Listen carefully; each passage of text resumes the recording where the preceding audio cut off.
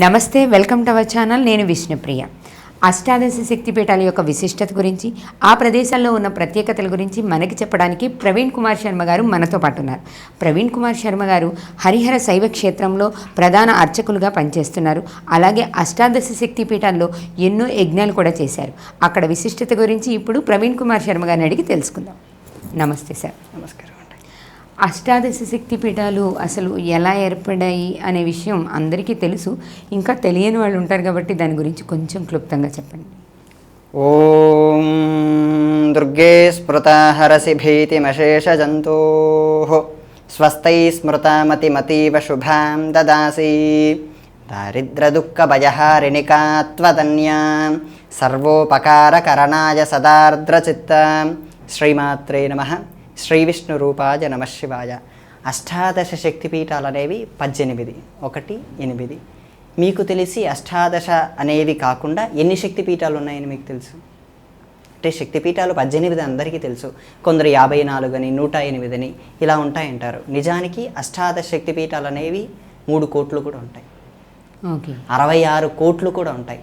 ఈ శక్తిపీఠాల్లో మనం తీసుకోవాల్సింది 3.5 శక్తిపీఠాలు కూడా ఉంటాయి. 3.5 కూడా ఉంటుంది.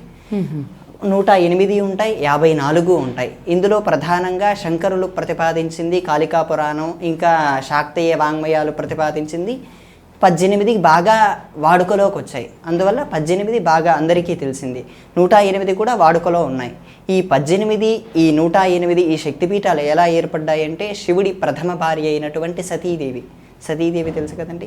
ఈ సతీదేవి ఇది దక్షుడు ఎంతో తపస్సు చేసి పుత్రికగా పొందాడు. తర్వాత శివుడికి వివాహం అయింది. తర్వాత దక్షుడు నిరీశ్వర యాగం అనేది చేశాడు కొద్ది కాలానికి. అంటే శివుడికి హవిస్సు అనేది లేకుండా నిరీశ్వర యాగం అనేది చేసిన తర్వాత ఈ శివుడికి తెలుసు నిరీశ్వర యాగం నాకు హవిస్సు లేకుండా చేస్తున్నారని తెలుసు. ఆయన తపస్సులో ఉంటాడు. ఈ దేవతలు అందరూ విమానాల్లో వెళ్తూ ఉంటారు. సతీదేవి చూస్తుంది, అందరూ వెళ్తున్నారు ఏంటని ఆపి అడిగితే ఇలా మీ నాన్నగారు ఇలా యజ్ఞం చేస్తున్నారు, మా అందరికీ ఆహ్వానం వచ్చింది, మిమ్మల్ని పిలవలేదా అని అంటారు. దానికి పిలవలేదు, అయినా సరే నేను వెళ్తానని చెప్పి శివుడితో దెబ్బలాడి యజ్ఞానికి వెళ్ళింది. వెళ్తే అక్కడ సరే నువ్వైనా వచ్చావు బాగుంది అన్నాడు. మీ ఆయన్ని తీసుకొని రాలేదు కదా అన్నాడు. ఆయన అంటే ఎవరు? అల్లుడు. అల్లుని తీసుకొని రాలేదు కదా అన్నాడు. తీసుకొని రాలేదు, నేను ఒక్కదాన్నే వచ్చాను. అయినా సరే ఈ దేవతలందరికీ అధిపతి అయినటువంటి పశుపతినాథుని ఎందుకు పిలవలేదు అన్నారు. మీ ఆయన నన్ను చాలా అహంకార భావంగా, నేను మామనయ్యుండి నన్ను ఏమాత్రం పట్టించుకోకుండా నన్ను నిర్లక్ష్య భావం చేశాడు. అందువల్ల నేను శివుడికి యజ్ఞం లేకుండా నేను నిరీశ్వర యాగం చేస్తున్నాను అన్నాడు. అందువల్ల కొంచెం అవమానపడి అమ్మవారు యజ్ఞవాటికలో యోగాగ్నితో దగ్ధమైంది. దేవతలు ఎప్పుడైనా సరే దగ్ధమయ్యారు అని అంటే యోగాగ్నితో దగ్ధమయ్యారు అని అర్థం. అంటే వారి అవతారం ఒకటితో సమాప్తి చేసుకున్నారు. అవతారం సమాప్తి చేసుకున్నాక శివుడు ఆ యజ్ఞంలో పడినటువంటి ఛాయా శరీరాన్ని తీసుకొని భుజం మీద వేసుకొని తను తాండవం చేస్తుంటారు. ఈ మధ్యలో చాలా జరిగిందంటే ఇది జరగగానే నారదుడు వెళ్ళి ఈ శివుడికి చెప్తాడు, అయ్యా ఇలా అమ్మవారు ఇలా అవతారం చాలిచ్చింది అనగానే శివుడికి పరమకోపం వస్తుంది. తన వెంట్రుకలో నుంచి తీసి ఒక్క నేలకు ఇలా కొట్టేస్తాడు. అందులో నుంచి భద్రకాళి, వీరభద్రుడు ఇద్దరు పుడతారు. ఆ ఇద్దరే ఆ యజ్ఞాన్ని మొత్తం ధ్వంసం చేసేస్తారు. ఆ క్షణం ఆ వెంట్రుక తీసి ఇలా కొట్టగానే ఆయన కోపం వెళ్ళిపోతుంది. తర్వాత దక్షిణామూర్తి రూపం వచ్చేస్తుంది. అలా అయిపోగానే ఈ యజ్ఞాన్ని మొత్తం ధ్వంసం చేయగానే శివుడు అక్కడికి వస్తాడు. వచ్చి ఆ యజ్ఞకుండంలో ఉన్నటువంటి ఛాయా శరీరాన్ని తన భుజం మీద వేసుకొని కరాల నృత్యం చేస్తుంటాడు. నృత్యం కరాల నృత్యం అయింది. అంటే మామూలు నృత్యంగా ఉంటే సరిపోతుంది, అది కరాల నృత్యం అయింది. అప్పుడు ఏం చేయాలో తెలియదు. ప్రపంచం మొత్తం విశ్వభోజన చేసేది శివుడు. ఈ ఆగిపోతే అప్పుడు అమ్మవారు విష్ణుమూర్తి హృదయంలోకి వచ్చి చెప్తుంది, అమ్మ ఇలా జరుగుతుందని. అంటే విష్ణుమూర్తి చెప్తాడు, అప్పుడు నువ్వు నా శరీరాన్ని ఖండించేసే అంటుంది. సరే తను ఏం చేస్తాడు, విష్ణుమూర్తి ఈ సుదర్శన చక్రం వదిలేస్తే సౌండ్ వస్తుంది. ఆ సౌండ్ వస్తే శివుడు పసిగడతాడు. అందుకని చెప్పి శివుడు ఎప్పుడైతే భూమి మీద పాదం అలా మోపి ఇలా తీయగానే ఈ సుదర్శన చక్రాన్ని వదులుతాడు. వదలగానే ఖండించిపోతుంది. ఆ ఖండించబడగానే కొద్దిసేపటికి శివుడికి అర్థమవుతుంది, నా శరీరం ఈ ఛాయా శరీరం లేదు అని చెప్పి అర్థమవుతుంది. ఆ ఖండించబడిన భాగాలే ఈ శక్తిపీఠాలు. ఈ శక్తిపీఠాలనే మనం 18, 54, 50 కోటి పీఠాలు ఈ అష్టోత్తర శక్తిపీఠాలు అని చెప్పి మనం పిలుచుకుంటూ ఉన్నాం. ఈ అష్టాదశ శక్తిపీఠాల్లో ప్రధానంగా శక్తిపీఠం యోని శక్తిపీఠం. అది ఎక్కడుంది అంటే అస్సాంలో గౌహతిలో ఉంటుంది. ఆ భాగం ఒక్కసారి అలా పడగానే భూమి మొత్తం కంపించిపోయింది. ఎందుకంటే యోని భాగం అనేటటువంటిది మహాశక్తివంతమైనది. ఆ భాగం పడగానే మొత్తం కంపించిపోయింది. శివుడు తన త్రిశూలంతో ఆపి భూమిని పైకి నిలబెట్టాడు ఆ యోని భాగంలో ఉండే ప్రదేశాన్ని. ఈ శక్తిపీఠాలు అనేటటువంటివి 18 చేయాలనే సంకల్పం నాకు ఒక రోజు పుట్టింది. 18 చండీ హోమం చేద్దాం అనేటటువంటి సంకల్పం. తర్వాత దాని గురించి పూర్వాపరాలు మొత్తం ఒక 50-60 పురాణాలు చదివాను. ఉప పురాణాలు మనకు అష్టాదశ అనేది 18 పురాణాలు ఉంటాయి. దానితో పాటు ఉప పురాణాలు ప్రతిదానికి ఒక ఉప పురాణం, దానికి సంబంధించినటువంటి వాంగ్మయాలు అన్నీ ఉంటాయి. వాటన్నిటినీ చదువుతూ ఈ శక్తిపీఠాలు ఉండేటటువంటి తత్వం, ఉపాసన, మర్మం అనేటటువంటి ప్రతిదాని గురించి సాధన చేస్తూ అక్కడికి వెళ్ళి ఆ ప్రదేశానికి పురాణంలో ఉన్నదానికి విశేషం ఏంటి అనేది తెలుసుకుంటూ నేను అనేది కొద్దిగా సాధన చేయడం జరిగింది. ఇప్పుడు మొట్టమొదటగా లంకాయాం శాంకరీ దేవి అనే శక్తిపీఠం దగ్గర ప్రారంభమవుతుంది. ఈ లంక అంటే ఎక్కడంటారు? శ్రీలంక. శ్రీలంకలో ట్రింకోమలై అనే ప్రాంతంలో ఒక శక్తిపీఠంగా, ఆ శక్తిపీఠమే కాలిగజ్జెలుగా ఏర్పడ్డాయి అంటారు. కాలిగజ్జె పడితే అక్కడ అమ్మవారు శాంకరీ దేవిగా అవతరించింది అంటారు. ఇంకా రామాయణం ప్రకారం చూసుకుంటే రావణాసురుడు తీవ్ర తపస్సు చేసి అమ్మవారిని అక్కడికి పిలిపించుకుంటారని కూడా ఒక విధంగా పురాణం మరో కథలో కూడా ఉంటుంది. కానీ అంతకు ముందు నుంచే ఈ దక్షయజ్ఞం అనేది జరిగింది. త్రేతాయుగం కంటే ముందే ఈ దక్షయజ్ఞం జరిగింది. ఈ జరగగానే ఈ రావణాసురుడు కొద్దిగా తపస్సు, ఇది తపస్సు కాదు, కపట తపస్సు చేసి రప్పించుకున్నట్లు భావనతో అమ్మవారిని పిలిపించుకున్నాడు. ఇదంతా మొదటి శక్తిపీఠం శ్రీలంక. రెండవది కంచి, కామాక్షి, కంచికాపురి అంటాం. నేను మొట్టమొదటగా వెళ్ళాలనుకున్నప్పుడు, ప్లాన్ చేసుకున్నప్పుడు శ్రీలంకలో బ్యాన్ పెట్టారు. అంటే ఇండియా బ్యాన్ పెట్టేసరికి 14 days క్వారంటైన్ ఉండేసరికి కష్టమైంది. మొట్టమొదటిగా అక్కడ చేయాలనుకునేసరికి ఇంకా రెండవది కామాక్షి, కంచికాపురి. డైరెక్ట్ కంచి వెళ్ళి కంచిలో గుళ్ళో హోమం చేయనివారు. ఎవరు వెళ్ళినా సరే గుళ్ళో హోమం చేయాలి అంటే దాదాపు 1,50,000-2 లక్షలు ఖర్చు. అక్కడ ఉండేటటువంటి అది కూడా ఒక వారం ముందు వెళ్ళి అప్పటికప్పుడు అన్నీ సెట్ చేసుకుంటూ ఉండాలి. అప్పుడు ఏం చేయాలి, నాకు కొంతమంది మిత్రుల ద్వారా నేను అక్కడికి వెళ్ళి ఈరోజు ఉదయం దిగాను, ఈరోజే హోమం చేశాను. అక్కడికి వెళ్ళి కొంతమంది మిత్రుల ద్వారా, మీకు ఏకాంబరేశ్వర స్వామి ఆలయం తెలుసు కదండి, భూమిలింగం, పృథ్వీలింగం అంటారు. ఆ పృథ్వీలింగానికి ఆలయం పక్కన ఒక సుందరేశ్వర స్వామి ఆలయం అని ఉంటుంది. ఆ ఆలయంలో చండీ హోమం అనేది చేయడం జరిగింది. అట్నుంచి అదే రోజు రాత్రే ఈ అరుణాచలానికి బయలుదేరడం జరిగింది. అరుణాచలంలో గిరి ప్రదక్షిణ యాగం అన్నీ పూర్తి చేసుకొని మళ్ళీ 4వ శక్తిపీఠం అయినటువంటిది క్రౌంచపట్టణం అంటే తెలుసుగా మీకు, మైసూర్లో ఉన్నటువంటి చాముండి అమ్మవారి శక్తిపీఠంలో హోమం చేసుకోవడానికి పర్మిషన్ అడిగాను. అంటే ముందుగా మీరు కంచిలో చేశాను. తర్వాత పర్మిషన్ రాలేదు, అంటే ఇండియా ఫ్లైట్ పెట్టింది కాబట్టి. మొదట మీరు అష్టాదశ శక్తిపీఠాల్లో మొదట హోమం చేసింది కంచిలో, తర్వాత మైసూర్లో కూడా గుళ్ళో చేయనివ్వలేదు. అంటే వాళ్ళు కొంచెం ప్రాసెస్ ఎక్కువగా అడిగారు. ఇంకా దాంతో ఏం చేశానంటే గణపతి సచ్చిదానంద స్వామి వారి దగ్గర ఉండేటటువంటి ఒక మిత్రుడు నాకు బాగా పరిచయం. అంటే గణపతి సచ్చిదానంద స్వామి వారి ఆధ్వర్యంలో బాగా పనిచేస్తూ ఉంటారు, కీలకమైన వ్యక్తి. అందులో నాకు బాగా మిత్రుడు. ఆయన ద్వారా ఆ పీఠంలో స్వామివారి జరిగేటటువంటి ప్రధాన యాజ్ఞిక కుండంలో నేను హోమం చేయడం జరిగింది. అట్నుంచి ఇంటికి వచ్చాను. ఇంటికి వచ్చిన తర్వాత నెక్స్ట్ మంత్ ఫిబ్రవరి 23 నేను జనవరిలో కంచిలో స్టార్ట్ చేశాను.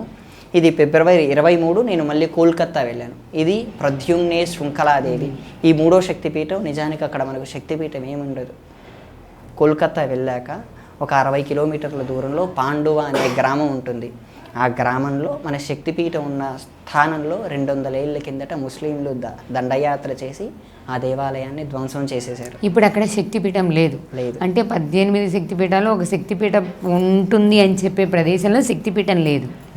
ఆ శక్తిపీఠాల్లో కూడా కొన్ని భిన్న భావాలు ఉన్నాయి. అంటే బెంగాల్లో ఉన్నటువంటి గంగాసాగర్ అని, ఇంకో కొన్ని చోట్ల బంగ్లాదేశ్లో ఉంటుందని కూడా ఉంటారు. కానీ ఎక్కువగా 90% చరిత్రకారులు విశ్వసించేది ఇదే పాండువ అనే గ్రామం. ఆ గ్రామంలో శక్తిపీఠం ఉండదు, కానీ ఆ స్థానం అయితే ఎవరు మార్చలేరుగా, భూమిని ఎవరు మార్చలేరుగా, పడిన స్థానం అదే అని చెప్పి అక్కడే హోమం చేయడం జరిగింది. అక్కడ ఏముందండి ఇప్పుడు? అది ఏమీ లేదు, ఒక బినార్ ఉంటుంది. ఒక మనది ఏమీ ఉండదు. మన గుడి మీద మన గుడి స్తంభాలు ఉంటాయి, అది కూడా మూలంలో ఇంతే ఉంటుంది. వాటిపైన ముస్లింలు దండయాత్ర చేసి మీనార్ కట్టేశారు పెద్దది, అది కూడా ఒక 200. మరి మీకు అక్కడ హోమం చేసుకోవడానికి అనుమతి ఇచ్చారా మరి? ఇవ్వలేదు. ఎలా చేశారు? చేశారు అనడం కంటే ఆ ఊర్లో దాని పక్కన ఇంకొక దేవాలయం ఉంటుంది, కాళికా ఆలయం అని, ఆ ఆలయంలో చేశాను. అక్కడ చేయనివ్వరు. ప్రత్యేకించి మనొక దౌర్భాగ్యం ఏంటంటే అక్కడ హిందువులు రానివ్వరు. మన శక్తిపీఠం దగ్గరికి హిందువుల్ని రానివ్వరు. వచ్చినా సరే ఏ హిందువు 3 నిమిషాల మించి ఉండడు. నేను ఇలాగే ఇదే వేషధారణలో అక్కడికి వెళ్ళి ఇలాగే నామాలు పెట్టుకొని అక్కడికి వెళ్ళి 20 నిమిషాల పాటు ఆ చుట్టూ వీడియో తీశాను.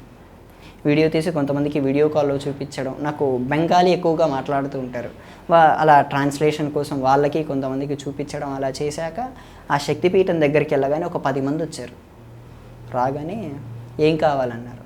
నేను చూడటానికి వచ్చానన్నాను. ఇది చూడటం ఏం లేదు, మీరు వెళ్ళిపోవాలన్నారు. వెళ్ళిపోవడం ఏంటండి, ఇది ఒక శక్తిపీఠం, మీరు శక్తిపీఠం మీరు పగలగొట్టినా సరే ఇది మాకు ఒక భాగం, మేము చూడటం కోసం వచ్చామన్నా. లేదు, ఉండకూడదు అన్నారు. ఇప్పుడు ఉంటే ఏం చేస్తామన్నాను. దీన్ని నేను తెలుగులో చెప్పలేను, అలాగని హిందీలో ఎక్స్ప్లెయిన్ చేయలేను, ఇంగ్లీష్లో చెప్తాను, అర్థం చేసుకుంటారు కదా. If you leave this place I will fuck you అన్నారు. మీరు కానీ ఈ ప్రదేశం నుంచి వెళ్ళకపోతే మిమ్మల్ని ఇంకా చేసేస్తా ఉన్నారు. అది కూడా భారతదేశంలో ఉండి ఇండియన్ ఆధార్ కార్డుతో వెళ్ళిన చోట అలా జరిగింది. ఏం చేయాలో అర్థం కాదు. ఇంకా కొంచెం పక్కకు వచ్చేసి ఒక 2 నిమిషాలు ధ్యానంలో కూర్చున్నాను. అమ్మవారి ద్వారా సాధనలో కొంచెం అమ్మవారు ఇంకో ప్రదేశం చూపించింది, ఆ ప్రదేశంలో హోమం చేశాను.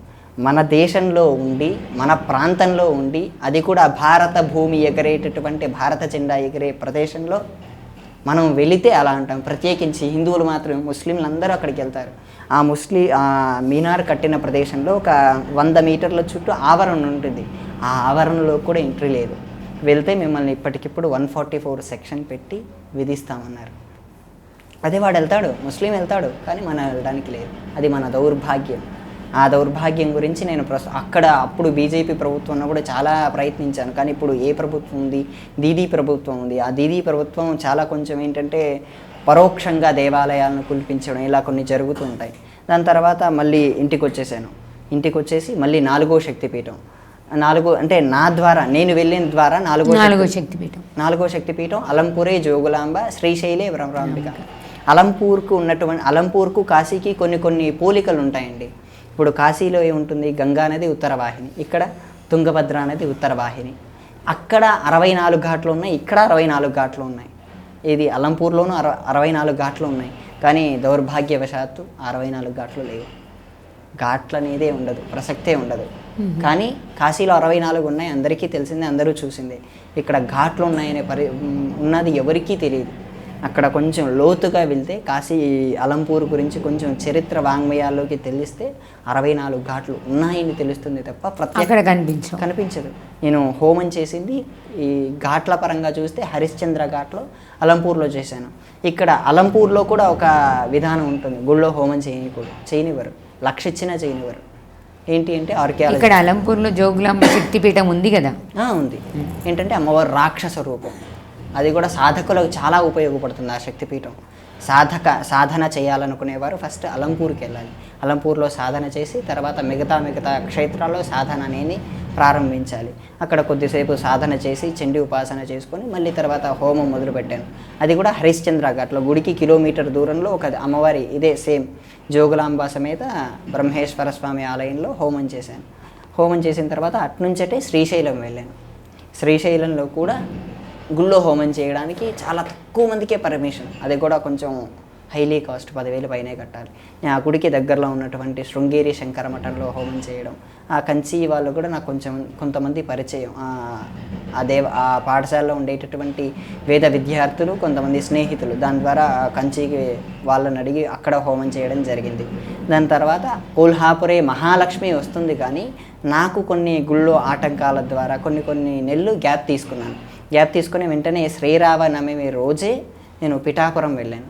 పిఠాపురంలో మనకుండేటటువంటి అదృష్టం ఏంటంటే ప్రతి గయాసర క్షేత్రాలు ప్రతి క్షేత్రంలోనూ ఏ క్షేత్రం నుంచి వచ్చినా ఏ ప్రాంతం నుంచి అందరికీ హోమం చేసుకోవడానికి వెసులుబాటు ఉంటుంది, అవకాశం ఉంటుంది, అక్కడ ఖచ్చితంగా ఉంటుంది. అది పిఠాపురం కానీ మనకు ఓఢ్యానే గిరిజాదేవి అనే శక్తిపీఠంలో కూడా నేను చేశాను.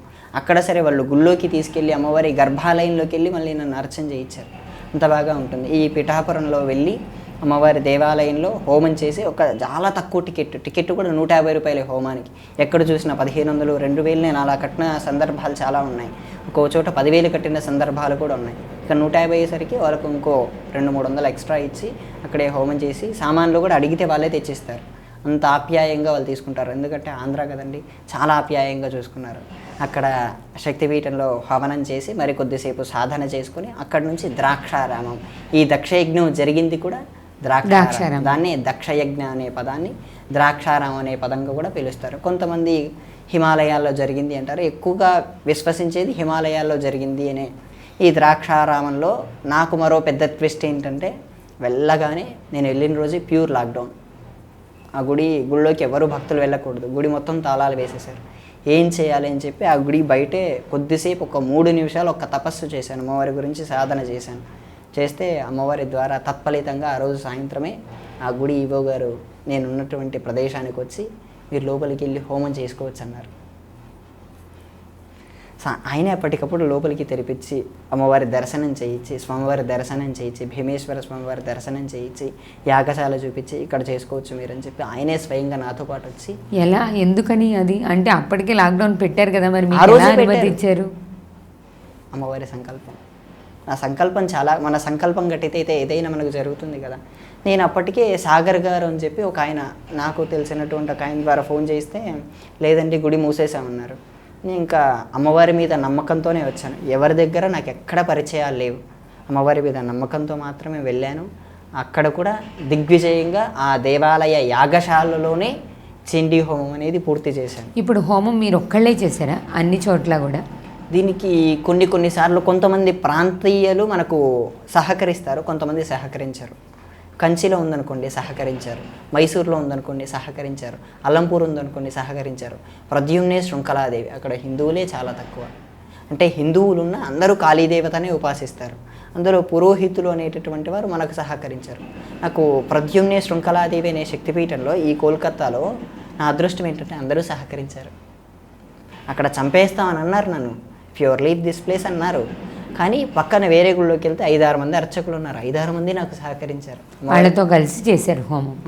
ప్రధానంగా మన ఆధ్వర్యంలో కూర్చొని మనం చేసాం. మళ్ళీ అలంపూర్లోనూ సహకరించారు, శ్రీశైలంలోనూ సహకరించారు. అటు తర్వాత ఇప్పుడు ద్రాక్షారామంలోనూ సహకరించారు, పిఠాపురంలోనూ సహకరించారు.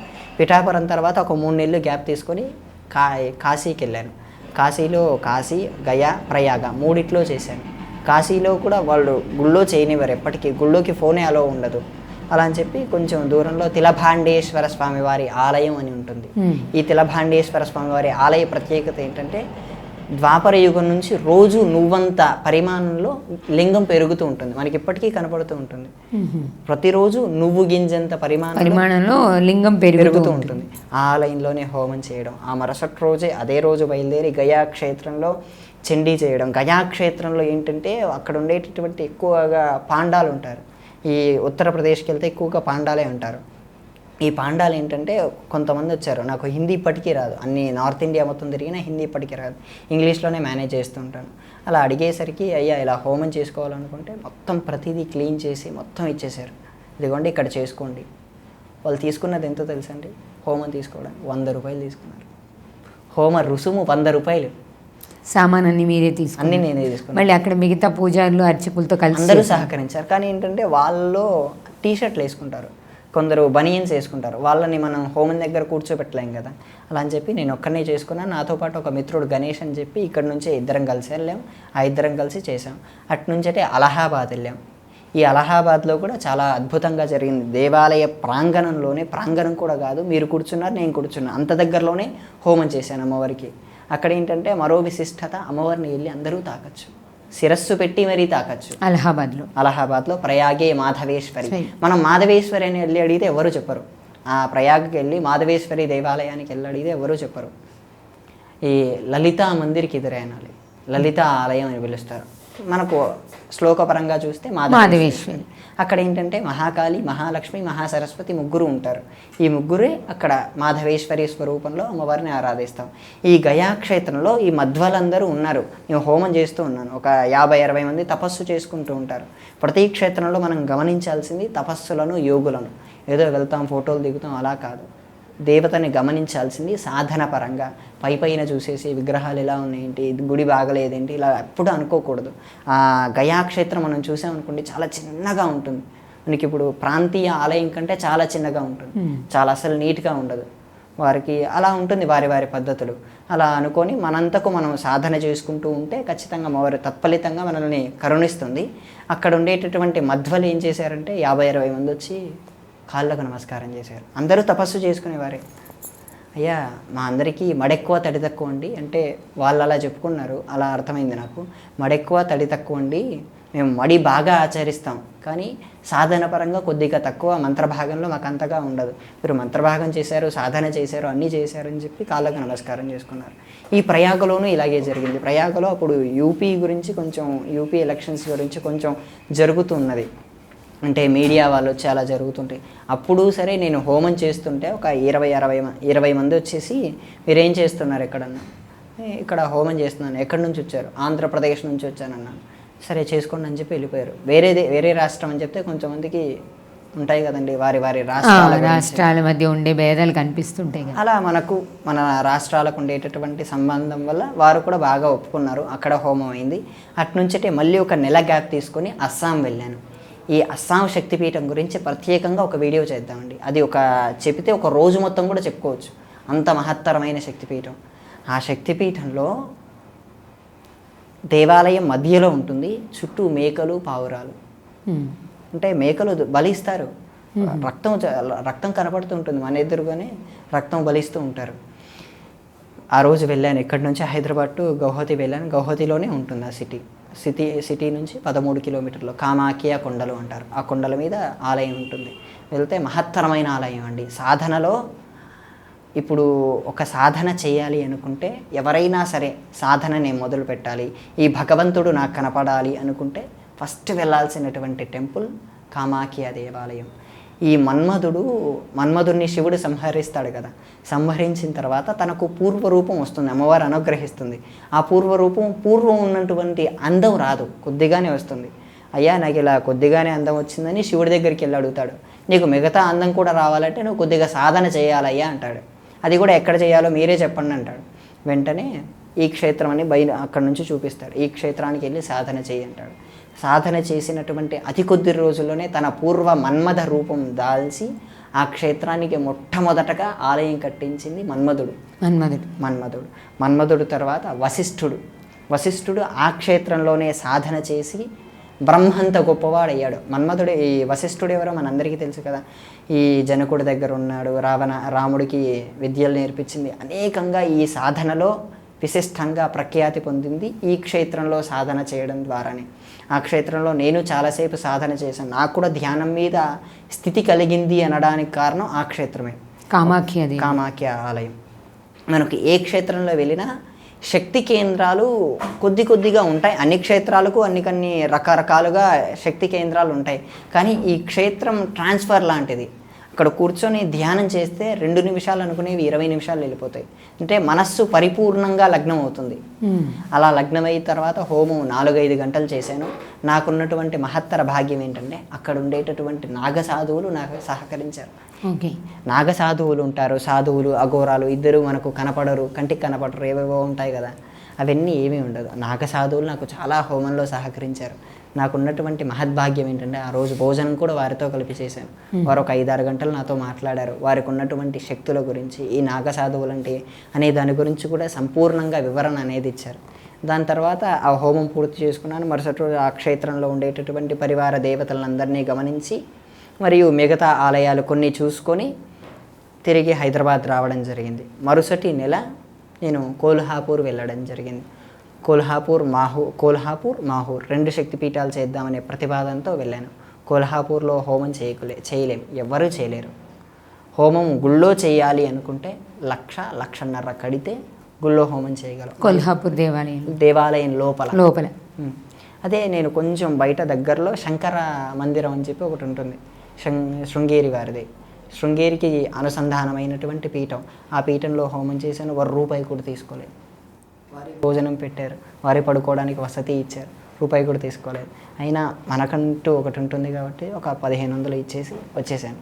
అట్నుంచటే మరో పెద్ద టాస్క్ ఏంటంటే మాహూరే ఏకవీర్యక.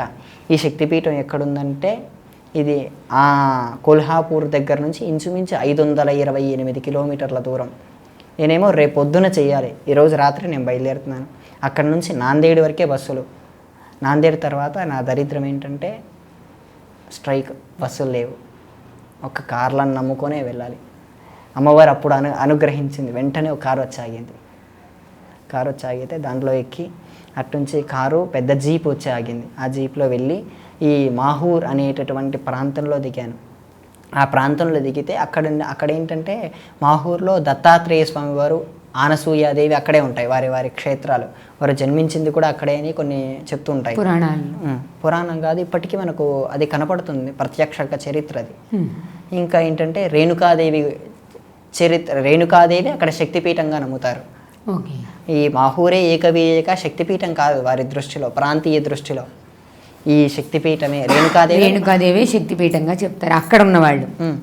కానీ మనం కొద్దిగా పరిశీలన చేసుకుంటే ఆ రేణుకాదేవి శక్తిపీఠం వారు ఏదైతే ఆలయం అనుకుంటున్నారో అక్కడికి కొద్దిగా ఒక 4 కిలోమీటర్ల దూరంలో కొద్దిగా అడవిలాగా ఉండేటటువంటి ప్రదేశంలో ఒక ఆలయం ఉంటుంది. అది మాహూరే ఏకవీర్యక నిజమైన దేవి శక్తిపీఠం. మీరు వెళ్ళారా? వెళ్ళాను. ఏంటంటే ఆ మాహూర్లో రూమ్ తీసుకున్నాను, ఓయో తీసుకొని అట్నుంచటే ఈ క్షేత్రానికి వెళ్ళాను. క్షేత్రానికి వెళ్ళి అయ్యా ఇలా హోమం చేసుకోవాలనుకుంటే వారు ఒక్కరికి ఫోన్ చేసి అడిగారు ఇలా హోమం అని. అంటే వారు చాలా బాగా ట్రై చేశారండి. ఒక ఆయన ఒప్పుకోలేదు, ఫోన్లో ఒప్పుకోలేదు. అయినా సరే ఇంకా సాధనలో కొంతమంది అనుగ్రహిస్తుంటారు కదా, వాళ్ళు నాకు కొంచెం సహకరించి అమ్మవారి అనుగ్రహం ద్వారా అక్కడ హోమానికి ఒప్పుకున్నారు. రేపు పొద్దున హోమానికి వస్తానండి, ఈరోజు పర్మిషన్ తీసుకోవడానికి వచ్చానని చెప్పాను. సరే అని చెప్పాను. పొద్దున 7ంటికి వెళ్ళాను. 7ంటికి వెళ్తే హోమం చేసుకోవడానికి హోమగుండం, ఇది సమిధలు, నెయ్యి ప్రతిదీ వారే అమర్చారు. 500 రూపాయలు మాత్రమే తీసుకున్నారు. ఇవన్నీ మళ్ళీ మనకు ఉంటుంది కదా, అవన్నీ ఖర్చు 500 అయ్యాయి. మనం కూడా ఒక 500 ఎక్స్ట్రా ఇద్దామని చెప్పి 1000 ఇచ్చేసాను. మొత్తం 1500 ఇచ్చేసి వచ్చాను. కానీ అక్కడ కూడా సాధన పరంగా చూస్తే ఈ 3.5 శక్తిపీఠాలు అన్నాను చూడండి. ఈ 3.5 శక్తిపీఠాల్లో ప్రథమ శక్తిపీఠం మాహూరే ఏకవీర్యక. ఇంకోటి తుల్జాపూర్ భవానీ అంటాను చూడండి. ఈ తుల్జాపూర్ భవానీ 2వ శక్తిపీఠం. ఇలా 3.5 శక్తిపీఠాలు ఇలా ఉండి కొన్ని ఉన్నాయి. ఇవి మనం ప్రత్యేకించి మళ్ళీ చెప్పుకుందాం. 3.5లో ఇంకొకటి ఏంటండి? మూడోది చెప్తాను. అవి కొన్ని ట్విస్టులు ఉన్నాయిలేండి. ఈ 2 చెప్పాను మీకు. ఇంకొక 1.5 కూడా ఉంటుంది ఇందులో శక్తిపీఠం. ఈ నర్ర ఏంటనేది కూడా మనం కొంచెం విశిష్టంగా కొంచెం విస్తారంగా చెప్పుకుందాం. ఈ 3.5 శక్తిపీఠాల్లో మొట్టమొదటి మాహూరే ఏకవీర్యక. ఆ క్షేత్రంలో హోమం చేసి అట్నుంచటే మళ్ళీ హైదరాబాద్ రావడం జరిగింది. అది అయిపోయిన తర్వాత మళ్ళీ వేరే శక్తిపీఠం ఏది చూద్దామని ఆలోచిస్తే ఒకేసారి 4 శక్తిపీఠాలు పెట్టేసుకున్నాను. అదేంటి? ఓడ్యానే గిరిజాదేవి, ఉజ్జయిన్యా మహాకాళి, మరియు ఫస్ట్ ఉజ్జయిన్యా మహాకాళి, తర్వాత ఓడ్యానే గిరిజాదేవి, జ్వాలాయాం వైష్ణవీదేవి, కాశ్మీరీతు సరస్వతి. ఈ 4 శక్తిపీఠాలు ఒకేసారి చేద్దాం, అది కూడా వారంలోపే సమయమే. నేను ఆ సమయంలోనే శ్రీలంక వెళ్దాం అనుకున్నాను. కానీ శ్రీలంక అప్పుడే మనకు డిసెంబర్ 15న ఇండియా బ్యాన్ పెట్టింది ఫ్లైట్ మీద. నేను వీసా అప్లై చేసుకున్నాను, ఫ్లైట్ బుక్ చేసుకున్నాను, 12,000 పోయాయి. ఇంకా అప్పటికప్పుడు ప్లాన్ మార్చుకొని ఇటు శ్రీనగర్కి మార్చుకున్నాను. ఇప్పటికీ మనకు ఉన్నటువంటి ఒక దౌర్భాగ్యం ఏంటంటే కాశ్మీరీతు సరస్వతి అనే శక్తిపీఠం కూడా లేదు. కాశ్మీర్లో ఉండదు. ఇంకా నేను ఉజ్జయినిలో చండీ హోమం చేసి ఉజ్జయిని నుంచి ఓడ్యానే గిరిజాదేవి, ఈ గిరిజాదేవి ఆలయంలో కూడా అర్చకులు చాలా బాగా సహకరించారు. అక్కడ ఉండేటటువంటి పండితులు చాలా బాగా గౌరవించి నన్ను గర్భగుడిలోకి తీసుకెళ్ళి అమ్మవారి పాదాలను తాకి అర్చన చేయించారు. ఈ ఉజ్జయినిలో కూడా అంతే. ఏంటంటే ఉజ్జయినిలో కొంచెం భాష ప్రాబ్లం వచ్చి నాకు కొంచెం సంస్కృతం వచ్చు. ఆ సంస్కృత భాష ద్వారా కొంచెం సంస్కృతంలో మాట్లాడి సంస్కృత ద్వారా నేను అక్కడ హోమం చేయగలిగాను ఉజ్జయిని గర్భగుడిలో. అట్నుంచే ఓడ్యానే, అది కూడా 4 రోజుల వ్యవధిలోనే హోమాలు అయిపోయాయి. ఈ ఉజ్జయిని నుంచి ఓడ్యానే గిరిజాదేవి శక్తిపీఠం 1500 కిలోమీటర్లు. 1500 కిలోమీటర్లని మీరు 4 రోజుల్లో పూర్తి చేసేసారు. అయ్యో, ఆ 1500 కిలోమీటర్ల నుంచి మళ్ళీ 2000 కిలోమీటర్లు జమ్మూ, జ్వాలాయాం వైష్ణవీదేవి అనే శక్తిపీఠం. అక్కడి నుంచి 2000 కిలోమీటర్లు. అక్కడి నుంచి మళ్ళీ 600 కిలోమీటర్లు కాశ్మీరీతు సరస్వతి. ఇవన్నీ నేను ఆదివారం బయలుదేరాను. శనివారం సాయంత్రం ఇక్కడ ఉన్నాను హైదరాబాద్లో. అలా ప్లాన్ చేసుకున్నాను. మధ్యలో ఈ ఓడ్యాయాం గిరిజాదేవి అనే శక్తిపీఠంలో పూర్తి చేసుకొని అట్నుంచటే ఎయిర్పోర్ట్కి వచ్చాను. ఎయిర్పోర్ట్కి వస్తే ఒక విషయం జరిగింది. నా ఫ్లైట్ రేపొద్దున 7:30కి నాకు ఫ్లైట్. నేను ఈరోజు ఎయిర్పోర్ట్కి వచ్చాను. చూడండి ఎలా ఉంటుందో. అప్పటికప్పుడు నాకు వెళ్ళాలనే ఆలోచన తప్ప అది ఈ రోజా రేపు అనేది నేను మర్చిపోయాను. అప్పటికప్పుడు మళ్ళీ ఆ 10,000 పెట్టి జమ్మూకి ఫ్లైట్ టికెట్ తీసుకున్నాను. నా ఫోన్ అప్పటికప్పుడు బుక్ చేసుకున్నాను. బుక్ చేసుకుంటే మళ్ళీ జమ్మూ వరకు వెళ్ళాను. అంటే అప్పుడు 10,000 పోయినట్టే. రేపటి ఫ్లైట్ ఈరోజు ఎక్కలేం కదండి. ఆ 10,000 పోయినట్టే. అప్పటికప్పుడు మళ్ళీ బుక్ చేసుకొని అట్నుంచటే జమ్మూ వెళ్ళాను. జమ్మూ వెళ్తే ఫోన్స్ పనిచేయట్లేదు. ఎవరికి ఫోన్ చేయాలో తెలియట్లేదు. ఎవ్వరూ పరిచయం లేదు. ఇప్పుడు వెళ్ళినటువంటి శక్తిపీఠాల్లో నాకు ఏ ఒక్కరు కూడా పరిచయం లేదు. ఇంకా జమ్మూ వెళ్తే ఎటు వెళ్ళాలో తెలియదు. నేను వెళ్ళాల్సినటువంటి డెస్టినేషన్ హిమాచల్ ప్రదేశ్. ఈ జమ్మూ నుంచి ఈ హిమాచల్ ప్రదేశ్ వచ్చేసి 216 కిలోమీటర్లు. అక్కడ ఏంటంటే వెదర్ పరంగా 3-4 అయితే అన్నీ క్లోజ్ అయిపోయినట్టే వాళ్ళ పరంగా. ఎందుకంటే చలి ప్రాంతం ప్రదేశం కనుక సాయంత్రం 3-4 గంటలకి మొత్తం క్లోజ్ చేసేస్తారు. ఇంకా ఫోన్ సిగ్నల్ రావట్లేదు. ఎవరిని కలవాలో తెలియదు. ఆ ఎయిర్పోర్ట్ బయటికి రాగానే ఒక్కసారి నిలబడి అమ్మవారిని ధ్యానించాను. పక్కనే ఎయిర్పోర్ట్ ట్యాక్సీ ఉంది. వెళ్ళి అడిగాను, భయ్యా జ్వాలాజీ వస్తారని అడిగాను. సరే వస్తానన్నారు. 6,000 రూపాయలు. 200 కిలోమీటర్లు 6,000 రూపాయలు. ఇంకా నిస్సందేహంగా 6,000 కట్టేసి వెంటనే వచ్చేసాను. ఇంకా నాకు పంజాబ్ ఎంటర్ అవుతాం మధ్యలో. ఈ పంజాబ్ ఎంటర్ అయ్యాక సిమ్ పనిచేస్తుంది. అంతవరకు మన ఫోన్స్ అనేవే పనిచేయవు. జమ్మూలో మన ఫోన్లు పనిచేయవు. ఎవరికి ఫోన్ చేయలేము. ఎవరన్నా తెలుసుంటేనే తప్ప మనం అక్కడ నిలబడగలిగేది, లేదంటే నిలబడలేం. నేను అప్పటికప్పుడు ట్యాక్సీ తీసుకోవడం, హిమాచల్ ప్రదేశ్కి వెళ్ళడం. హిమాచల్ ప్రదేశ్లో అప్పటికి నేను వెళ్ళేసరికి మొత్తం విపరీతంగా మంచు. నేను మొట్టమొదటిసారి మంచు ప్రదేశంలోకి ఎంటర్. అది అసలు మామూలుగానే మంచు ప్రదేశం కదా. బాగా. ఇంకా గుళ్ళో మామూలుగా నడుస్తున్నా సరే మంచు మీదే నడవాలి. ఎవరు సాక్స్ వేసుకుంది గుళ్ళో ఉండరు, అందరూ వేసుకుంటారు. అలా ఆ హిమాచల్ ప్రదేశ్లోకి ఎంటర్ అయ్యాను. గుడికి దగ్గరలోనే ఒక రూమ్ తీసుకొని సాధన పరంగా నాకు కొంచెం యోగా శక్తి ఉండడం ద్వారా కొన్నిసార్లు ఆహారం లేకపోయినా నేను బతకగలను. ఇప్పటికిప్పుడు నేను ఈరోజు మధ్యాహ్నం ఏమీ తినలేదు, కానీ సరే నేను యోగా శక్తి ద్వారా ఆహారాన్ని తీసుకోగలను. అలా చెప్పి కొన్నిసార్లు ఆ రోజు ఏమీ ఆహారం తీసుకోకుండా ఉండి పొద్దున్నే 5:30 లోపే చూస్తే ఎవరు కనపడరు. 7 అయినా ఎవరు కనపడరు, 10 అయినా ఎవరు కనపడరు. ఎందుకంటే మొత్తం మంచి ఉంటుంది కాబట్టి. లేచి సంధ్యావందనం, నిత్యకార్యం, అగ్నికార్యం అన్నీ పూర్తి చేసుకొని దేవాలయంలోకి వచ్చాను. దేవాలయంలోకి వస్తే అర్చకులను అడిగాను, హోమం చేసుకోవచ్చు అంటే చేసుకోవచ్చు అన్నాడు. ఏమీ అడలేదు, చేసుకోవచ్చు అన్నాడు. వాళ్ళు ఏం చేశారంటే హోమాన్ని 10 భాగాలు చేశారు. ఈ 10/10 హోమం వేశారు యాగశాలలో. దాన్ని 10 భాగాలు చేశారు. ఈ మూల నువ్వు తీసుకో, ఈ మూల నేను తీసుకుంటా అని చెప్పి 10 మంది ఒకేసారి చేస్తున్నారు.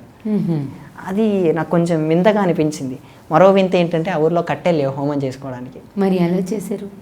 నేనేం చేశాను అంటే వారు ఎలా చేస్తారు అంటే ఎండిపోయిన కొబ్బరి టెంకలు ఉంటాయి, వాటి వెలిగిస్తున్నారు, దాని మీద నెయ్యి పోస్తున్నారు, హోమం చేస్తున్నారు.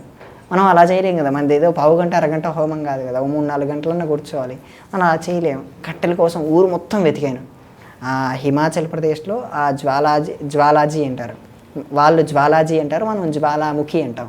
ఆ జ్వాలాముఖి ఊరు మొత్తం వెతికాను. ఊరు మొత్తంలో 2 చోట్ల కట్టెలు దొరికాయి. ఒక్కో చోట ఏమో నాకు చలి పెడుతుంది, నేను తెచ్చుకోలేను, నువ్వు వెళ్ళిపో అన్నాడు. బద్దకంతా నాకు చలి పెడుతుంది, నేను ఇప్పుడు అమ్మలేను, 1 గంట తర్వాత రా అన్నాడు. మనకేంటి హోమం మొదలు పెట్టాలి.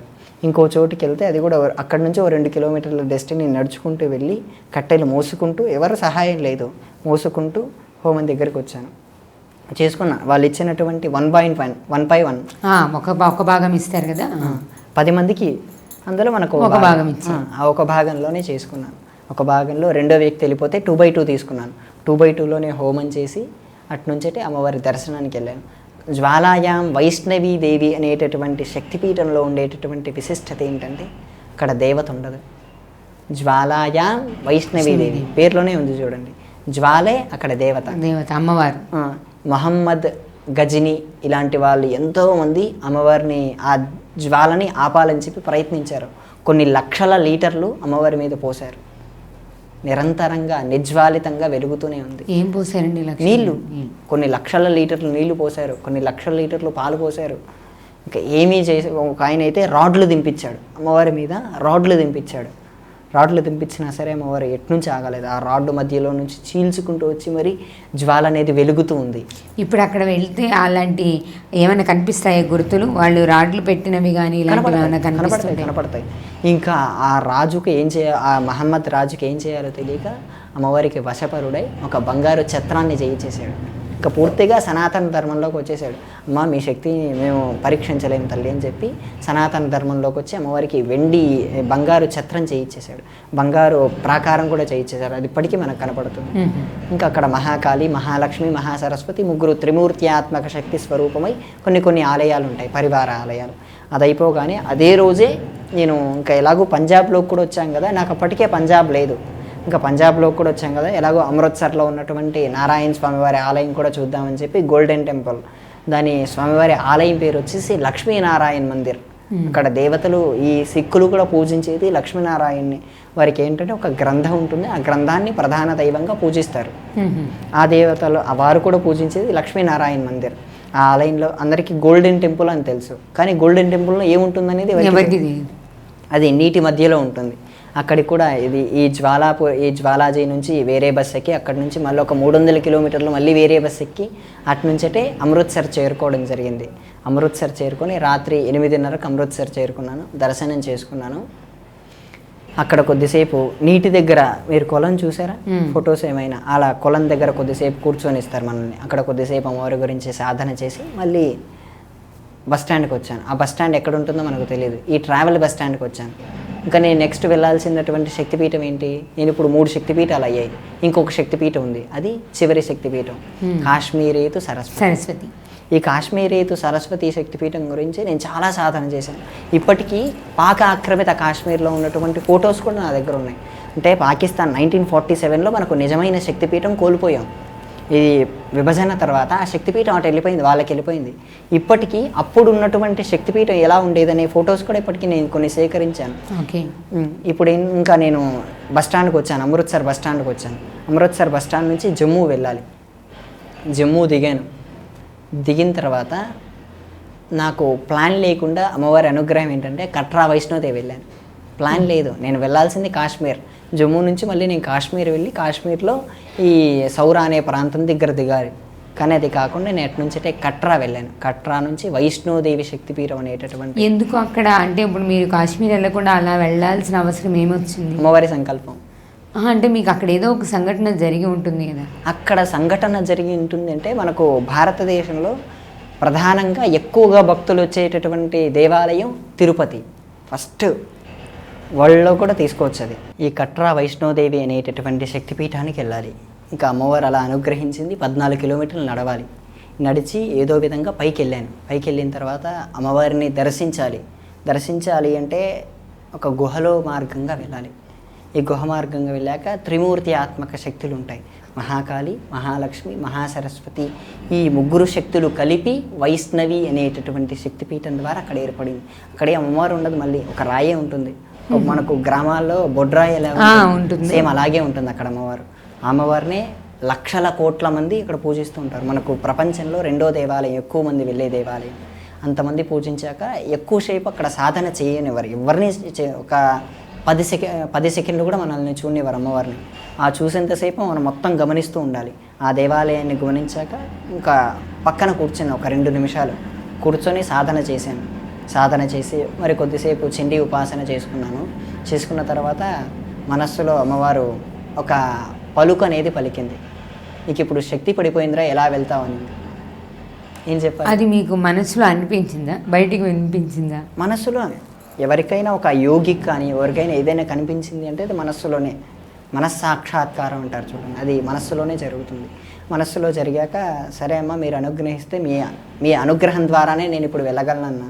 అప్పుడు అనుగ్రహం ఇచ్చింది. 14 కిలోమీటర్లు మళ్ళీ కిందికి నడుచుకుంటూ వెళ్ళి నా బ్యాగ్ ఒక లాకర్లో పెట్టాను. ఆ లాక్ తీసుకొని నేను మరో అదృష్టం ఏంటంటే అక్కడ ఒక తెలుగువారు పరిచయం అయ్యారు. రాష్ట్రం కాని రాష్ట్రంలో ఒక తెలుగువారు పరిచయం అయ్యారు.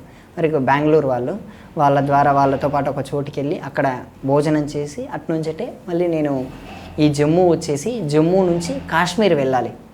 ఈ కాశ్మీర్ వెళ్ళినప్పుడు మరో అతిపెద్ద సంఘటన ఏంటంటే బస్సులో నేను జమ్మూ దిగిన వెంటనే ఒక బ్రాహ్మణుడు కలిసాను. నేను బ్రాహ్మణ్సే, నేను ఇలాగే పంచె కట్టుకునే ఉన్నాను. నేను బ్రాహ్మణ్సే, ఎక్కడికి వెళ్ళాలన్నాడు హిందీలో. నేను కాశ్మీర్ వెళ్ళాలన్నాడు. నేను ట్రావెల్స్లోనే పనిచేస్తాను, నేను ఇప్పిస్తాను అన్నాడు. 500 700 ఇమ్మన్నాడు. నేను 500 ఇస్తాను. 500 తీసుకున్నాడు. బస్సు దగ్గరికి వెళ్ళాము, జమ్మూ బస్ స్టేషన్కి వెళ్ళాను. బస్సులో వెళ్తే అందరూ ముస్లిం, నేను ఒక్కనే హిందూ. ఈ సంఘటన ఖచ్చితంగా చెప్పాలి, ఇది చెప్పాను వారికి కూడా. ఖచ్చితంగా ఏంటంటే అందరూ ముస్లిం, నేను ఒక్కనే హిందూ. దాంట్లో 75% మంది ఆల్కహాల్ తీసుకున్నారు బస్సులో. నా పరిస్థితి ఏంటి, చివరి సీట్ ఇచ్చారు, లాస్ట్ సీట్. బస్సు బయలుదేరింది, ఒకడు కక్కేశాడు నా మీద. ఒక టోపీ పెట్టుకున్నాడు, నా మీద ఇలా కక్కేశాడు. పంచె మార్చేసుకున్నాను. పంచె ఇంకేం చేస్తాం, 800 పెట్టి పంచె కొన్నాను, అప్పటికప్పుడు పడేశాను. పంచె మార్చేసుకున్నాక మళ్ళీ ప్యాంట్ వేసుకున్నాను. ప్యాంట్ వేసుకొని మళ్ళీ కూర్చున్నాను. మళ్ళీ రెండోసారి కక్కేశారు. కాశ్మీర్లో ఏంటంటే ప్రత్యేకించి ఇప్పటికి ఒక భావన ఉంది, హిందువులు అనేటటువంటి వారు వారికి ద్వేషంగానే చూస్తారు. ఈ మధ్య మోడీ గారు వచ్చాక మనకు పెరిగింది, కానీ అంతకుముందు కాశ్మీర్ వెళ్తే అసలు రాని పరిస్థితి. ఒకసారి వెళ్తే కాశ్మీర్ వెళ్తే మళ్ళీ తిరిగి బ్రతకం, చంపేస్తారు, అంత ఘోరంగా ఉంటుంది. మోడీ గారు వచ్చాక మళ్ళీ ఇలా జరిగింది. అలా ఏదో విధంగా నేను కాశ్మీర్ వెళ్ళాను. కాశ్మీర్ వెళ్తే పొద్దున 3:30కి దింపాడు. డ్రైవర్ ఏం చేశాడు, 3:30 అయిపోయిందని చెప్పి వెళ్ళిపోయాడు. బస్సు ఒక చోట ఆపేసి వెళ్ళిపోయాడు. కాశ్మీర్ వచ్చిందని ఎవరికీ తెలియదు, అందరూ పడుకుండిపోయారు. ఏం జరిగింది, ఎక్కడికి వెళ్ళాలో తెలియదు. ఆ కాశ్మీర్లో కూడా ఎవరు పరిచయం లేదు. వెళ్తే అయ్యా కాశ్మీర్ వచ్చిందని అడిగితే ఇంకా రాలేదు, ఇంకో 120 కిలోమీటర్లు ఉన్నారు. నేను అలాగే పడుకోవడానికి చూస్తున్నాను, కానీ ఇవన్నీ తడిసిపోయేసరికి బస్సు ఎగురుతూ ఉంది చివర్లో కాబట్టి. ఎగురుతూ ఉంటే ఇంకా ఏం చేయాలో తెలియక ఒక చోట ఆపేశారు కదా. ఆపేసిన దగ్గర అతన్ని అడిగాను, ఎవరన్నా పక్కన వాళ్ళని ఉంటే, అయ్యా ఇలా కాశ్మీర్ వచ్చిందంటే ఇంకా రాలేదంటున్నారు. నేను అప్పుడు గూగుల్ మ్యాప్స్లో చెక్ చేశాను. నేను వెళ్ళాల్సినటువంటి డెస్టినీ సోరా నుంచి ఇంకొక 18 కిలోమీటర్లు ఉంటుంది. అదే శక్తిపీఠం మనకు ఇప్పుడు ప్రస్తుతం. ఆ శక్తిపీఠం దగ్గర చూస్తే ఇక్కడ నుంచి 43 కిలోమీటర్లు ఉంది. ఇదండి నేను వెళ్ళాల్సిన డెస్టినీ అంటే, అయితే మీకు అక్కడ ఉండడానికి ఏమి ఉండదు, వేరే చోట ఎక్కడన్నా రూమ్ తీసుకొని ఉండి అక్కడ నుంచి మళ్ళీ వెళ్ళండి అన్నారు. నేను బయటకు వచ్చాను 3:30కు. ఎముకలు కొరికేచ్చారండి. అప్పటికే -10 ఉంది, మంచు వర్షం పడుతుంది, ఏం చేయాలో తెలియదు. ఇలాగే ఉన్నాను సేమ్ ఇదే. ఇలాగే మళ్ళీ అప్పటికి ప్యాంటు తడిచిపోయింది కాబట్టి మళ్ళీ పంచె కట్టేసుకున్నాను. పంచె కట్టేసుకొని నడి రోడ్డున నిల్చున్నాను. ఎవ్వరూ తెలియదు, ఎప్పుడు వెళ్ళని రాష్ట్రం. ఎప్పుడన్నా వెళ్తే మనకు కొంచెం అలవాటు ఉండేది కొంచెం. ఎవరు వెళ్ళని రాష్ట్రంలో నడి రోడ్డు మీద నిల్చుంటే ఒక జీప్ అతను వచ్చాడు. అయ్యా ఎక్కడికి వెళ్ళాలంటే, ఇలా అండి నా పరిస్థితి కల అని నేను వెళ్ళాల్సిన డెస్టినీ చూపిస్తే ఇక్కడికి వెళ్ళాలంటే మీరు ఒక చోట రూమ్ తీసుకొని ఉండాలి, తర్వాత మీరు ఎక్కడికైనా వెళ్ళండి అన్నాడు. సరే మీరే ఎక్కడన్నా దీనికి దగ్గరలో రూమ్ ఎక్కడ ఉంటుందో చెప్పండి, అక్కడ తీసుకుంటానన్నాను. ఒక చోట వదిలేశాడు నడి రోడ్డున. అక్కడ నుంచి మళ్ళీ 100 రూపాయలు ఇస్తే అతనికే ఇంకో చోట వదిలేశాడు రోడ్డు మీద. అప్పటికి పొద్దున్న 4:30 టైం. ఎవరూ తెలియదు. ఇక్కడ నుంచి ఒక 2 కిలోమీటర్లు నడిచే అబ్బాయి మీకు రూమ్స్ దొరుకుతాయి అన్నాడు. 2 కిలోమీటర్లు ఎక్కడన్నా నడవాలి, పొద్దున్న 4:30కి ఎవరూ లేని ప్రదేశం అని అంటే, మీ ఇష్టం, మీ బాధలు వీడిపారని అని చెప్పి నా బ్యాగ్ నా మీద వదిలేసి వెళ్ళిపోయాడు. అప్పటికి ఆర్మీ వారు సహాయం చేశారండి. ఈ సిఆర్పిఎఫ్ వారు వచ్చి వారు ఒక కారుని ఆపి, ఈ అబ్బాయిని ఇక్కడ వెళ్ళాలి, మీరు ఇక్కడ దింపండి, లేదంటే ఈ దారిలో వెళ్ళే దారిలో దింపండి అని చెప్పి ఆర్మీ వాళ్ళు సహాయం చేశారు. కానీ ఆర్మీ వాళ్ళు చేసిన అబ్బాయి ఒక 2 కిలో, ఆ అబ్బాయి ఎవరైతే ఆర్మీ వాళ్ళు చెప్తారో అతను ఎక్కించుకొని 2 కిలోమీటర్లు ఆపాడు. తర్వాత అతను వెళ్ళిపోయాడు. నేను ఈ సందులో వెళ్ళిపోవాలి, మీరు ఇటు వెళ్ళిపోండి అన్నాడు. అటు వెళ్ళిపోతే చూస్తే మంచు కొండలు కనపడుతున్నాయి. అటేం వెళ్తాం, అంతే అక్కడే కాశ్మీర సర్వజ్ఞపీఠం ఉంటుంది, ఇంకెటు వెళ్తాం, ఎటు వెళ్ళడానికి లేదు అని చెప్పి మళ్ళీ 2 కిలోమీటర్లు మళ్ళీ ఆ సిఆర్పిఎఫ్ వాళ్ళ దగ్గరికి మళ్ళీ నడుచుకుంటూ వచ్చాను. నా అదృష్టం ఏంటంటే దానికి దగ్గరలోనే లాల్ చౌక్ అని ఉంటుంది. ఈ లాల్ చౌక్లో కాశ్మీర్ అంతటిలో అత్యధికంగా సనాతన ధర్మం ఆచరించే గృహంలో నాకు విడిది దొరికింది. అంటే ఆ లాల్ చౌక్ ఎలాంటిది అంటే 2008 వరకు అక్కడ పాకిస్తాన్ జెండా ఎగిరింది. 2011లో కూడా ఎగరబోయింది. పాకిస్తాన్ జెండా ఉంటుంది ఇప్పటికీ అక్కడ. ఇప్పటికి కాదు, అప్పుడు 2011లో కూడా పాకిస్తాన్ జెండా ఎగురుతుంది. పాకిస్తాన్ వాళ్ళు చెప్పినదే నినాదం అన్నట్టు ఉంటుంది. ఏం జరిగినా భారత్ అనేది పేరులో ఉంది తప్ప అక్కడ అంతా వాళ్ళు చెప్పిందే జరుగుతుంది. ఆ చౌక్ దగ్గరికి వెళ్ళాను, కుక్కలేమో వెండబట్టాయి, ఎవరు లేరు. అన్నీ ఎక్కడికి వెళ్ళినా రూమ్స్ కొడుతూ ఉన్నాను. అంటే రూమ్స్ లాడ్జ్ వాళ్ళ దగ్గరికి వెళ్ళి కొడుతూ ఉన్నాను. రూమ్స్ ఖాళీ లేవంటారు, ఫోన్లు లిఫ్ట్ చేయట్లేదు. చివరికి ఒక్క సనాతన ధర్మానికి సంబంధించినటువంటి దుర్గా భవన్ అని దుర్గాదేవి ఆలయం ఉంటుంది, దాని చుట్టూ రూమ్స్ ఉంటాయి. ఆ రూమ్లో నాకు రూమ్ దొరికింది. అది కూడా 300కే. ఈ అన్నీ అడిగినే 1500 2000 చెప్పారు. అయినా సరే రూమ్ తీసుకోవడానికి సిద్ధం, ఏం లేదు ఆప్షన్ అని చెప్పి 300కే తీసుకున్నాను. అక్కడే అమ్మవారి గుళ్ళోనే సాధన చేశాను. చేసి అట్నుంచి శక్తిపీఠానికి వెళ్ళాలి. ఆ శక్తిపీఠానికి కూడా అక్కడి నుంచి 32 కిలోమీటర్లు. 32 కిలోమీటర్లు ఎలా వెళ్ళాలి? Auto, bus. ఈ బస్సు ఉండేది పొద్దున 10 తర్వాత. నేను వెళ్ళాల్సింది 10 లోపే హోమం చేయాలనే సత్సంకల్పం. ఒక ఆటో తీసుకున్నాను, 800 ఇచ్చాను. నేను ఉన్నటువంటి ప్రదేశం నుంచి సౌరా అనే ప్రాంతం దగ్గర ఆపాడు అతను. సౌరా అంటే మనకు ఇండియా క్రికెట్ టీంలో వేరే దేశం గెలిచినప్పుడు పాకిస్తాన్ వాళ్ళు నినాదాలు చేశారు కదా, ఆ నినాదాలు చేసినప్పుడు ఏ ప్రదేశం అయితే ఏ కాలేజ్ వాళ్ళు అయితే అన్నారో ఆ కాలేజ్ వాళ్ళే అక్కడ ఆపాడు. అక్కడ నుంచి వేరే జీప్ తీసుకొని మళ్ళీ ఒక ప్రాంతానికి వెళ్ళాను. ఈ ప్రాంతం నుంచి మళ్ళీ ఒక 300 ఇచ్చి మళ్ళీ శక్తిపీఠానికి వెళ్ళాను. శక్తిపీఠంకి వెళ్తే దేవాలయం లోపల సిఆర్పిఎఫ్ వాళ్ళు ఉన్నారు. ఎంట్రీ దగ్గర నా ఆధార్ కార్డు, నా ఫోన్ నెంబరు, నాకు ఇంకేమైనా ఐడీస్ ఉంటే అవి తీసుకున్నారు. అవన్నీ తీసుకుని ఫోటో తీసుకుని నాతో సిగ్నేచర్ చేసుకుని నా ఫోటో తీసుకుని ఉన్నారు. ఎందుకంటే గుళ్ళోకి వెళ్తే ఇవన్నీ ఏం అవసరం అంటే మా రూల్స్ మాకుంటాయి అన్నారు. అంటే ప్రతి దేవాలయం ధ్వంసం అవుతుంటుంది, అందుకని చెప్పి అలా వెళ్ళారు. లోపలికి వెళ్తే వాళ్ళు హోమం చేయడానికి నన్ను అడిగినటువంటి రుసుము 50 రూపాయలు. ఆ గుళ్ళో నేను హోమం చేయడానికి రుసుము కట్టింది 50 రూపాయలే. వాళ్ళ రసీదు కూడా అంతే ఉంటుంది, రసీదు కూడా ఇచ్చారు నాకు. హోమం చేశాను. హోమం చేయబోతే ఒక అద్భుతం జరిగింది. నేను ఇలాగే అన్నీ తీసేస్తున్నాను, చొక్కా అన్నీ తీసేస్తున్నాను. అప్పటికే బయట -3 ఉంది. జరుగుతుంటే కాశ్మీర్ పండిత్ వచ్చాడు. ఏం చేస్తున్నారండి ఇవన్నీ తీసేస్తున్నారంటే, హోమం చేయాలండి ఇవన్నీ తీయాలి కదంటే, మీరు ఇప్పుడు బాగా ఉనిగిపోతున్నారు, మీరు మా ఇంటికి రండి అన్నారు. నేను అప్పటికే జమ్మూలో ఒక మజా బాటిల్ కొనుక్కొని అదే తాగాను. మధ్యలో ఒక బస్సు వాడు ఆపితే వాడు సిగరెట్ తాగుతూ చపాతి తయారు చేస్తున్నాడు. ఎలా తింటాం, తినలేమని చెప్పి అలాగే యోగశక్తి ద్వారా మళ్ళీ కొంచెం ఈ శరీరాన్ని నిలుపుకోవడానికి కొంచెం సాధన చేసి శరీరాన్ని నిలబెట్టిన తర్వాత అక్కడ ఆ కాశ్మీరీ పండిత్ చేశాడు. ఒక కాఫీ ఇచ్చి ఒక చపాతి పెట్టించాడు. నేను చపాతి తినలేదు, కాఫీ తాగి తర్వాత మళ్ళీ హోమం మొదలుపెట్టాను. హోమం మొదలు పెడితే సరస్వతీదేవి సాక్షాత్కరించిందండి. హోమంలో సరస్వతీదేవి వచ్చేసింది. హోమం చేస్తుంటే ఒక్కడనే చేసేది, ఎవరు లేరు. అందులో ఆ గుళ్ళో అర్చకుడు కూడా పడుకున్నాడు. ఏంటంటే అక్కడ ఎంతైనా సరే గుడి 12 మనం గుళ్ళు ఇక్కడెక్కడ ఆంధ్రాలో కానీ ఎక్కడైనా సరే 12ంటికి క్లోజ్ చేసేస్తాం, కానీ అక్కడ ఎలాగ 12ంటికి తెరుస్తారు. అంటే వాళ్ళ వాతావరణం అలా అనుకూలించింది కాబట్టి. ఆయన పడుకుండిపోయాడు. నాకు సహకరించమంటే సహకరించలేదు. అయినా సరే మన కార్యం మనమే చేసుకోవాలని చెప్పి నేను ఒక్కనే చేశాను. హోమం మొదలుపెట్టాక అమ్మవారు సాక్షాత్కరించింది. సరస్వతీదేవి రూపం వచ్చింది. వచ్చాక దేవాలయం మొత్తం మరొకసారి దర్శనం చేసుకొని, అమ్మవారు అక్కడ ఎలా ఉంటుంది అంటే ఆ శక్తిపీఠం మధ్యలో ఒక స్తంభంలాగా ఉంటుంది. ఆ స్తంభం మీదే దేవతలు ఉంటారు. అక్కడికి ఎవరు వెళ్ళలేరు, దూరం నుంచే చూడాలి. అక్కడెక్కడో ఉంటుంది దూరంగా, అక్కడ నుంచి దూరం నుంచి చూడాలి. వెళ్ళాలి అంటే నీళ్లు ఉంటాయి కింద మధ్యలో గ్రిల్ ఉంటుంది. మళ్ళీ దూరం నుంచే నమస్కారం చేసుకొని రావాలి. ఇంకా అలాగే నమస్కారం చేసుకొని వచ్చాను. మళ్ళీ అటు నుంచి అంటే ఇటు హైదరాబాద్ వచ్చి మళ్ళీ ఈ 2-3 నెలల్లో మళ్ళీ శ్రీలంక వెళ్ళబోతున్నాను. ఇంతటితో 18 శక్తిపీఠాల సమాహారం నాది పూర్తయింది. మళ్ళీ పోయిన నెలలోనే ఈ నెలలోనే నాది అదృష్టం చేత 12 జ్యోతిర్లింగాల్లో కూడా 2 జ్యోతిర్లింగాలు పూర్తి చేశాను.